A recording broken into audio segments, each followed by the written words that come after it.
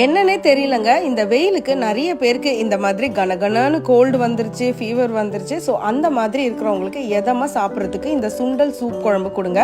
ரொம்ப ஹெல்த்தி, அதே நேரத்தில் கோல்டுக்கும் எதமா இருக்கும். பொதுவாக ஜலதோஷம் ஜுரம் இருக்கிறவங்களுக்கு எதுவுமே சாப்பிட்றதுக்கு பிடிக்காது, வாயில எது வச்சாலுமே உரைக்காது. ஸோ அவங்களுக்கு இது ரொம்ப நல்லா இருக்கும். ஏன்னா இதை தான் நான் 2 நாளா சாப்பிட்டுட்டு இருக்கேன். இதை செய்யறதுக்கு 100 கிராம் மூக்கடலையே நைட்டே ஊற வச்சு ஒரு 5 விசிலுக்கு வேக வச்சு எடுத்துக்கோங்க. மிக்ஸி ஜார்ல 2 டீஸ்பூன் மிளகு, 1 டீஸ்பூன் சோம்பு சீரகத்தை பொடி பண்ணி வச்சுக்கோங்க.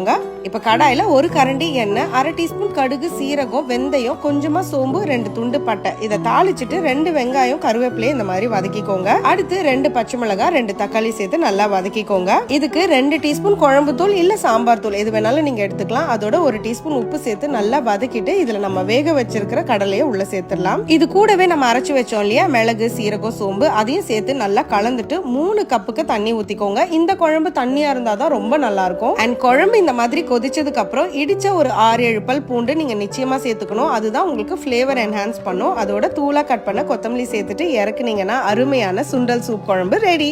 ட்ரை பண்ணி பாருங்க எப்படி.